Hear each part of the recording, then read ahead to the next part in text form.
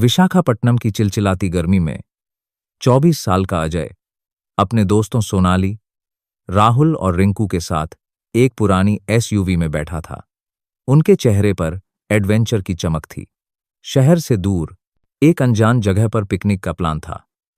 अजय ने कहा, यह जगह गूगल मैप्स पर नहीं है, लेकिन मेरे एक दोस्त ने बताया था कि यहाँ का नज़ारा कमाल का है।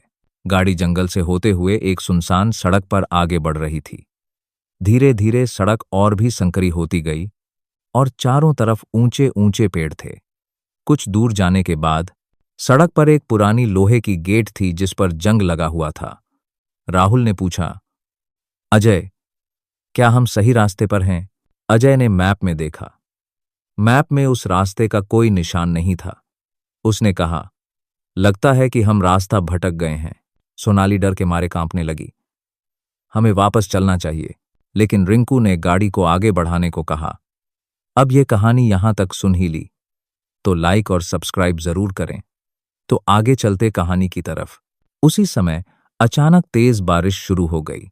बिजली कड़कने लगी और पेड़ हिंसक रूप से हिलने लगे। रिंकू ने गाड़ी से बाहर जाकर गेट खोलने की कोशिश की, लेकिन वह गेट खुल नहीं रहा था। अचानक गेट की आवाज हुई और वह अपने आप खुल गया। अंदर का रास्ता और भी अजीब था। सड़क के दोनों ओर अजीब से आकार के पेड़ थे और हवा में एक अजीब सी खामोशी थी। गाड़ी का रेडियो अपने आप चलने लगा और उसमें से एक अजीब सी आवाज आ रही थी, वापस जाओ, वापस जाओ। सोनाली चीख उठी, यह हमें कहाँ ले जा रहा है अजय? अजय ने गाड़ी को रोकने की कोशिश की, लेकिन ब्रेक काम नहीं कर रहा था। गाड़ी तेजी से आगे बढ़ रही थी और एक पुराने घर के सामने रुक गई। घर की खिड़कियां और दरवाजे बंद थे। यह घर सदियों पुराना लग रहा था। अजय, राहुल, सोनाली और रिंकू अब क्या करेंगे? क्या वे इस अजीब जगह से बाहर निकल पाएंगे या क्या वे किसी रहस्य में उलझ जाएंगे? अजय ने गाड़ी का दरवाजा खोला, जो एक अजीब सी चरमराती आवाज के साथ खुल गया। सब सहमे हुए थे। राहुल ने टॉर्च जलाई और सामने पड़े पुराने घर की तरफ देखा। घर की दीवारों पर काई जमी हुई थी और खिड़कियों के शीशे टूटे हुए थे। अजय ने हिम्मत दिखाते हुए कहा, हमें यहां से जल्द निकलना होगा। लेकिन जैसे ही वे वापस गाड़ी की तरफ मुड़े, गाड़ी की हेडलाइट्स अचानक चमकने लगीं और हॉर्न बजने लगा।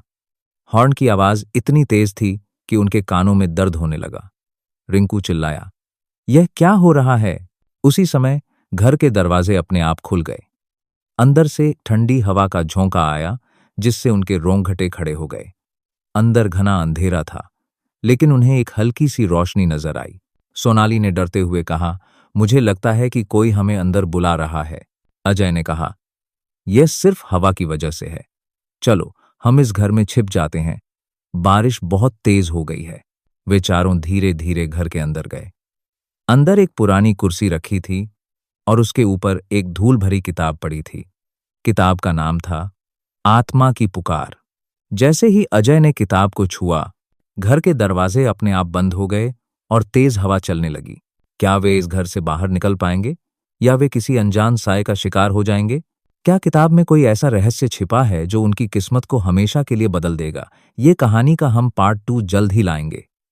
आप लोगों ये कहानी कैसी लगी? कमेंट में बताएं और वीडियो को लाइक, शेयर और जाते जाते सब्सक्राइब जरूर करें।